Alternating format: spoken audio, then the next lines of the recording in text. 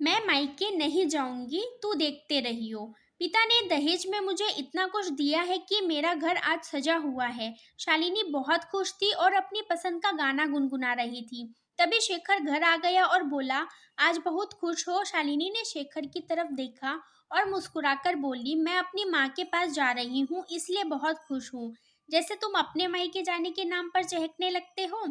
शेखर बोला, कब का प्रोग्राम है मैडम का? तो शालू बोली, परसों जाऊंगी।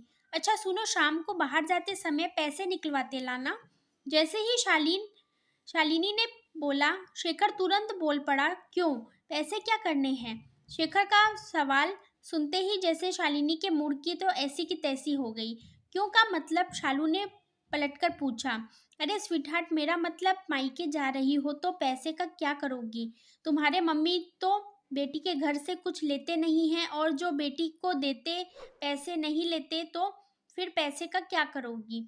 शालिनी को शेखर की इन चिकनी चुपड़ी बातों पर बहुत गुस्सा आया और शेखर की बाहें जो उसने बहलाने के लिए शालिनी के गले में डाली थी, उन्हें झटकाते हुए शालिनी तुरंत बोली, चलो रहने दो, मत निकलवाना पैसे।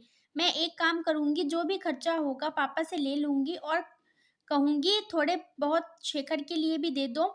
और ऐसा कहकर वो किचन की तरफ चली गई। ऐसा सुनकर तो मानो शेखर के पैरों के नीचे से जमीन खिसक गई और वो शालिनी के पीछे पीछे भागा और बोला, ये क्या कह रही हो तुम? पागल हो गई हो क्या? मुझे क्या कमी है जो मैं उनसे पैसे लूं? शालिनी ने दाल का कुकर गैस पर चढ़ाया और मन ही मन सोचा कि शायद अब उसकी दाल गल गई है।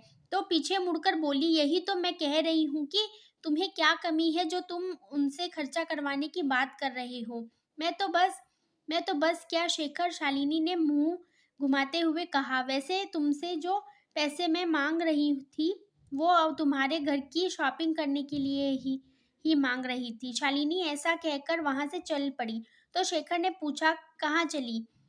तो शालिनी बोली, मैं घर पर फोन करने जा रही हूँ कि इस बार शेखर का हाथ थोड़ा तंग है तो मैं नहीं आ पाऊंगी, और अब मैं वर्क फ्रॉम होम जैसे ऑनलाइन कोचिंग की तरह कुछ शुरू करूंगी और अपने पैसे से खर्चा करूंगी। अब तुम हद कर रही हो शालू। नहीं शेखर, हद तुमने पार की है। तुम ये सोच भी कैसे सकते हो कि जिस पिता ने दहेज में मुझे इतना कुछ दिया है कि मेरा घर आज सजा हुआ है, वो मेरे छोटे मोटे खर्चे से कतराएंगे? लेकिन अब वक्त आ गया है अपनी काबिलियत साबित करने का और अपने दम पर कुछ कर दिखाने का।